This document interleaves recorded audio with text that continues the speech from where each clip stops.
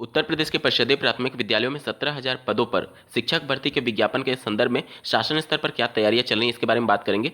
साथ ही 68,500 से बची हुई 22,000 सीटों को 69,000 में जोड़ने के लिए स्वर्ण समाज ने संघर्ष शुरू कर दिया है। माननीय मुख्यमंत्री जी की एक डेलीगेशन टीम के साथ बैठक हुई है, इसके बारे में विशेष तौर पर चर्चा होगी। साथ ही पुलिस विभाग में नई भर्ती का विज्ञापन जारी कर दिया गया है और पीईटी आधारित एक नई भर्ती का विज्ञापन यूपी ट्रिपल एससी आयोग के द्वारा जारी किया गया है। साथ ही बात करेंगे डीएलएड सेमेस्टर परीक्षाएं और समस्याओं को लेकर के अभ्यर्थी कंफ्यूज्ड हैं कि आखिर वो किस सेमेस्टर की परीक्षा में सम्मिलित हो सकते हैं। इसके अलावा शिक्षा जगत से जुड़े कुछ अन्य प्रमुख खबरों को भी डिटेल में देखने वाले हैं, अंत तक बने रहिएगा। नमस्कार दोस्तों, मेरा नाम है नीरज और आप देख रहे हैं करियर बिट यूट्यूब चैनल। अगर आप इस चैनल पर पहली बार विजिट कर रहे हैं तो इसको सब्सक्राइब करते हुए बेल आइकन को प्रेस करना ना भूलें। स्क्रीन पर आप एक आर्टिकल देख पा रहे होंगे, प्राथमिक स्कूलों की 17,000 पदों की भर्ती का आदेश जल्द। विधानसभा चुनाव की अधिसूचना जारी होने से पहले बेसिक शिक्षा विभाग प्राथमिक स्कूलों की 17,000 पदों की भर्ती का ऐलान करेगा। शासन इस संबंध में विस्तृत कार्यक्रम जल्द जारी करने की तैयारियों में जुटा हुआ है। परीक्षा नियामक प्राधिकारी कार्यालय को ही परीक्षा संस्था बनाया जा सकता है जो विज्ञापन घोषित करेगा। वहीं माननीय मुख्यमंत्री जी के द्वारा एक नियुक्ति पत्र वितरण कार्यक्रम में सभा को संबोधित करते हुए उन्होंने बेसिक शिक्षा विभाग में नियुक्तियों के बारे में चर्चा की। हालांकि नई शिक्षक भर्ती को लेकर के उनके द्वारा कुछ भी टिप्पणी नहीं की गई। जहां एक तरफ 17,000 पदों पर नई शिक्षक भर्ती में पदों की संख्या बढ़ाने के क्रम में अभ्यर्थी लगातार संघर्ष कर रहे हैं, वहीं दूसरी तरफ 69,000 में सफल हुए अभ्यर्थी इन 17,000 पदों पर अपना अधिकार जमाने के क्रम में लगातार वो इको गार्डन और लखनऊ एससीईआरटी कार्यालय पर धरना प्रदर्शन कर रहे हैं। कल काफ़ी संख्या में अभ्यर्थी उपस्थित थे। जैसा कि मैंने आप सभी को पहले सूचित किया था कि जिस प्रकार से प्रदेश सरकार ने 6,000 पद सिर्फ आरक्षित वर्ग के लिए जोड़ा है, अब सवर्ण समाज भी अपने लिए अलग से पदों की मांग कर रहा है। उनकी मांग ये है कि जिस प्रकार से कैटेगरी वाले अभ्यर्थियों के लिए पद जोड़े गए हैं, उसी प्रकार से जनरल अभ्यर्थियों के लिए भी पद जोड़े जाएँ। काफ़ी हो हंगामा के बाद से माननीय मुख्यमंत्री जी ने इनके डेलीगेशन टीम को बुलाया और दिनांक 6 जनवरी 2022 को डेलीगेशन टीम से माननीय मुख्यमंत्री जी की अहम मुलाकात हुई है। हालांकि अंतरिम रूप से कुछ भी आदेश पारित नहीं किया गया, लेकिन निश्चित तौर पर ये सभी मुद्दे अब शासन स्तर पर पहुंच चुके हैं। लगातार अभ्यर्थी मांग ये कर रहे हैं कि 1,37,000 पदों पर, यानी कि 17,000 पद पर जो नई शिक्षक भर्ती की घोषणा प्रदेश सरकार के द्वारा की गई है, उस पर 69,000 में सफल हुए अभ्यर्थियों का हक है और 22,000 पदों को जोड़ करके 69,000 से अभ्यर्थियों से ही इसे भरा जाए। अभ्यर्थी लगातार इसकी मांग कर रहे हैं। मामला इस वजह से उलझा हुआ है क्योंकि माननीय बेसिक शिक्षा मंत्री जी ने जो विज्ञप्ति जारी की थी 17,000 पदों पर नई शिक्षक भर्ती के क्रम में, उसमें उन्होंने जो 1,37,000 शिक्षा मित्रों का समायोजन रद्द हुआ था, उस फैसले का जिक्र किया था और उस फैसले के बाद से कई और याचिकाएं माननीय कोर्ट में जा चुकी थी, जिसमें अभी तक अंतरिम रूप से आदेश पारित नहीं हुआ है। अब माननीय बेसिक शिक्षा मंत्री जी अगर उस फैसले का जिक्र नहीं करते तो निश्चित तौर पर ये सभी पद को लेकर के इतना विवाद उत्पन्न नहीं होता, क्योंकि अभ्यर्थी ये सोच रहे हैं कि अभी हमारे केस में फैसला नहीं आया हुआ है और प्रदेश सरकार उसी पदों पर नई शिक्षक भर्ती कैसे जारी कर सकती है। इन सभी चीज़ों को लेकर के चीज़ें उलझती जा रही हैं और इस वजह से अभ्यर्थी हर स्तर पर अपने लिए मांग कर रहे हैं। जहां 69,000 संबंधित अभ्यर्थी मांग कर रहे हैं कि 17,000 उनका है, वहीं नई शिक्षक भर्ती का वेट करने वाले अभ्यर्थियों की मांग ये है कि 17,000 को पदों की संख्या बढ़ा करके 97,000 शिक्षक भर्ती में कन्वर्ट करके विज्ञापन प्रदेश सरकार जल्द से जल्द जारी करे। और इन्हीं सबके बीच आचार संहिता भी बिल्कुल सर पर है। चुनाव आयोग कभी भी आचार संहिता की घोषणा कर सकता है। बात करेंगे कोविड-19 को लेकर के जिस प्रकार से पाबंदियां लगाई जा रही हैं। आप स्क्रीन पर एक आर्टिकल देख पा रहे होंगे, पश्चिम बंगाल में 23.15 हुआ पॉजिटिविटी रेट, सीएम ने दिए लॉकडाउन के संकेत। उड़ीसा में भी पूरे प्रदेश में 1 फरवरी 2022 तक सभी स्कूल कॉलेज बंद करने के आदेश जारी कर दिए गए हैं। रात 9 बजे तक ही खुली रहेंगी दुकानें, उड़ीसा सरकार ने जारी किया दिशा निर्देश।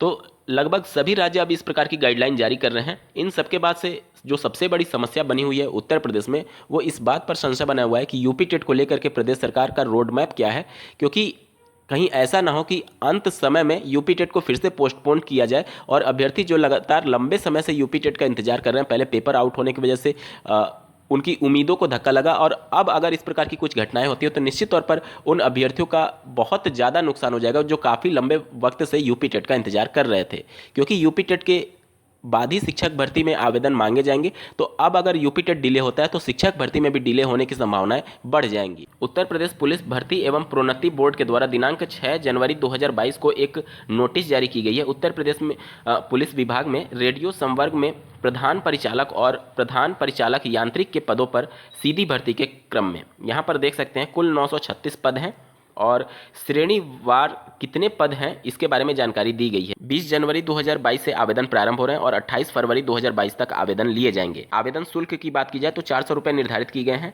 वहीं अगर अर्हता की बात की जाए तो यहाँ पर देख सकते हैं भारत का नागरिक होना चाहिए, और इसके अलावा शैक्षिक अर्हता की अगर बात की जाए तो यहाँ पर भारत में विधि द्वारा स्थापित बोर्ड से electronics, telecommunication, electrical, computer science, information technology, instrument technology, mechanical engineering में 3 वर्षीय डिप्लोमा कोर्स अथवा सरकार द्वारा समकक्ष मान्यता प्राप्त कोई परीक्षा उत्तीर्ण की हो। यानी कि जो डिप्लोमा वाले होते हैं उनके लिए ये भर्ती निकाली गई है। अगर 2 अभ्यर्थियों के अंक समान हो जाते हैं तो ऐसे अभ्यर्थी जो कि डोएक से ओ लेवल का कोर्स किए रहेंगे उनको एक तरीके से वेटेज दिया जाएगा। और अगर एज लिमिट की बात की जाए तो यहाँ पर 1 जुलाई 2022 को 20 वर्ष की आयु प्राप्त कर ली हो और अधिकतम 28 वर्ष से आयु अधिक ना हो। वहीं बात करें यूपी SSS आयोग के द्वारा भी दिनांक 6 जनवरी 2022 को एक नोटिस जारी की गई थी अनुदेशक मुख्य परीक्षा 2022 के संदर्भ में। आवेदन 18 जनवरी 2022 से प्रारंभ हो रहे हैं और 8 फरवरी 2022 तक लिए जाएंगे। आवेदन को संशोधित करने की अंतिम तिथि 15 फरवरी 2022 निर्धारित की गई है। यहाँ पर PET 2021 की परीक्षा के आधार पर ही इसमें आवेदन मांगे गए हैं। मतलब कि अगर आप PET में आवेदन किए होंगे तभी आप इसमें आवेदन कर पाएंगे। पदों की बात की जाए तो 2504 पद निर्धारित किए गए हैं अनुदेशक के लिए। एज लिमिट की अगर बात की जाए तो 1 जुलाई 2022 को न्यूनतम 21 वर्ष और अधिकतम 40 वर्ष आयु होनी चाहिए। देखिए इसमें कई पद होने वाले हैं, जैसे कि फोरमैन हो गया तो फोरमैन के लिए 748 पद निर्धारित किए गए हैं। अब जैसे इसमें minimum educational qualification high school था, उसके अलावा आपको ये सभी कोर्स मांगे गए हैं, जैसे कि फीटर के लिए 479 पद हैं और वेल्डर के लिए 441 पद हैं।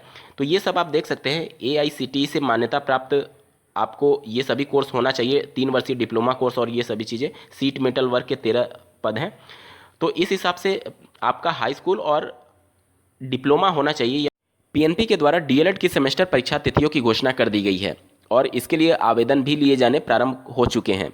अब सबसे बड़ा सवाल यह है कि जो 2nd, 3rd, 4th का जो स्क्रूटनी का रिजल्ट है अभी तक घोषित नहीं हुआ है। क्या बिना स्क्रूटनी के रिजल्ट के ही आवेदन ले लिए जाएंगे?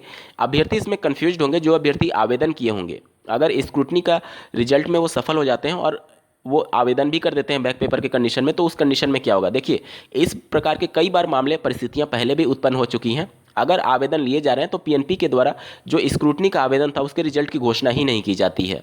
ठीक है, तो आप सभी जितने भी आवेदन किए हैं या फिर नहीं किए हैं स्क्रूटनी के लिए, चूंकि आवेदन प्रारंभ हो चुके हैं बैक पेपर के लिए, इस वजह से आप सभी बैक पेपर में आवेदन कर दें। इस संबंध में इस प्रकार की जब भी स्थितियां होती है तो स्क्रूटनी के रिजल्ट की घोषणा PNP के द्वारा नहीं की जाती है। ठीक है, और अगर इन केस बाद में अगर स्क्रूटनी के रिजल्ट की घोषणा होती भी है तो आपके द्वारा जो परीक्षा में अंक पाया जाएगा वही अंतिम एवं सर्वमान्य होता है। तो इसको लेकर के कंफ्यूज ना रहें, आप आवेदन किए हैं या फिर नहीं किए हैं स्क्रूटनी में, क्योंकि अब चूंकि आवेदन मांगे गए हैं तो इस वजह से चांसेस कम है कि स्क्रूटनी के रिजल्ट की घोषणा होगी ही नहीं और आपके बैक पेपर में आप आवेदन करके सीधे बैक पेपर में आप सम्मिलित हो सकते हैं। दूसरा, अभ्यर्थियों के मन में ये डाउट था कि 19 बैच के 2nd सेमेस्टर में जो अभ्यर्थी पास हुए हैं उनका 3य सेमेस्टर और 4th सेमेस्टर क्या एक साथ होगा? तो ऐसा नहीं होगा। देखिए 3य सेमेस्टर और 2nd सेमेस्टर बैक पेपर में जिसका बैक था वही पेपर आपको देना होगा। सबसे पहले आप समझिए, मान लीजिए 2nd सेमेस्टर में जिनका बैक था वो बैक पेपर क्लियर कर चुके हैं तो वो सिर्फ 3rd सेमेस्टर के सारे पेपर देंगे, और जिनका 2nd सेमेस्टर में बैक रह गया तो 2nd सेमेस्टर में वो बैक पेपर का सब्जेक्ट देंगे और 3rd सेमेस्टर के सारे पेपर देंगे। 4th सेमेस्टर में 19 बैच के सिर्फ वही अभ्यर्थी सम्मिलित हो सकते हैं जिनका 4th सेमेस्टर में बैक लगा था, अभी हाल ही में जो रिजल्ट जारी हुआ था, और पहले के बैच के 4th सेमेस्टर की परीक्षा में सम्मिलित हो सकते हैं। बहुत से अभ्यर्थियों का प्रश्न था कि 1st सेमेस्टर की बैक पेपर का आयोजन नहीं किया जा रहा है क्या? तो देखिए जो नोटिस जारी किया गया उसके अनुसार सिर्फ 2nd, 3rd और 4th सेमेस्टर की परीक्षा हो रही है, लेकिन अगर आप लोग PNP सचिव को अवगत कराएंगे और जाकर के ज्ञापन देंगे तो हो सकता है 1st सेमेस्टर की भी परीक्षा के लिए अलग से नोटिस जारी कर दी जाए, क्योंकि सभी सेमेस्टर की परीक्षा हो रही है, सिर्फ 1st की नहीं हो रही है। तो आप सभी इसके लिए दबाव बनाएंगे तो 1st सेमेस्टर की भी आवेदन लिए जाएंगे और परीक्षा उसी के साथ हो सकती है, लेकिन इसके लिए आपको PNP सचिव को ज्ञापन देना होगा, तभी जाकर के ये सभी चीजें हो पाएंगी। अभी केवल 2nd, 3rd और 4th सेमेस्टर की परीक्षा के लिए यहां पर आदेश जारी किया गया है। इसके अलावा अभ्यर्थियों का समस्या ये था कि जिनकी 3 बार बैक लग चुकी है उनका क्या होगा? देखिए SCRT कार्यालय पर अभी भी इसके संबंध में प्रत्यावेदन स्वीकार किए जा रहे हैं। अगर आपकी 3 बार मैक्सिमम अटेम्प्ट समाप्त हो चुके हैं तो आप SCRT कार्यालय पर इसके संबंध में प्रत्यावेदन दे सकते हैं। अगर SCRT इस पर एक्शन लेती है, जिस प्रकार से पिछली बार आप लोगों ने देखा था कि जिनकी 3 बार बैक लग चुकी थी उनको भी एक बार अतिरिक्त मौका दिया गया था बैक पेपर में सम्मिलित होने के क्रम में, तो आपको भी मौका दिया जा सकता है। आप कम से कम प्रत्यावेदन सबमिट कर दें, ताकि अगर कुछ इस प्रकार का डिसीजन लिया जाता है तो आपको मौका मिल सके। हालांकि चांसेस है कि इस बार भी 3 बार बैक लगने वाले अभ्यर्थियों को एक बार और अतिरिक्त मौका मिल सकता है, लेकिन आपको इसके लिए प्रत्यावेदन सबमिट करना होगा एससीईआरटी कार्यालय पर, क्योंकि पिछली बार उन्हीं अभ्यर्थियों का लिस्ट पीएनपी को भेजा गया था एससीईआरटी के माध्यम से, और उनके डायरेक्ट एडमिट कार्ड पीएनपी के द्वारा जारी कर दिए गए थे बिना आवेदन लिए। तो आप सभी इसके लिए प्रत्यावेदन जरूर सबमिट कर दें अगर आपकी 3 बार बैक लग चुकी है। आज के वीडियो में बस इतना ही। ऐसे ही महत्वपूर्ण अपडेट के लिए इस चैनल को सब्सक्राइब करना ना भूलें। इस वीडियो को देखने के लिए आपका बहुत बहुत धन्यवाद। भगवान करे आपका दिन शुभ हो।